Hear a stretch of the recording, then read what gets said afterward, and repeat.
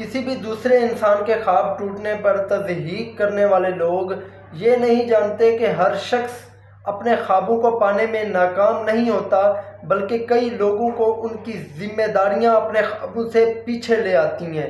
کئی لوگوں کی ذمہ داریاں ان سے ان کے خواب چھین لیتی ہیں، کیونکہ ایک مڈل کلاس گھرانے سے تعلق رکھنے والا نوجوان صرف اپنی ناکامیوں سے نہیں لڑتا، وہ اپنے پچھلوں کی ناکامیوں کا بوجھ اور اپنے روشن مستقبل کی ذمہ داری کا بوجھ بھی اپنے کندھے پہ لاد کے چل رہا ہوتا ہے، اور بعض دفعہ یہ وزن اتنا بھاری ہو جاتا ہے کہ اسے اپنے خوابوں کو چھوڑ کر اپنے ذمہ داریوں کو چوز کرنا پڑتا ہے تاکہ وہ انہیں احسن طریقے سے نبھا سکے۔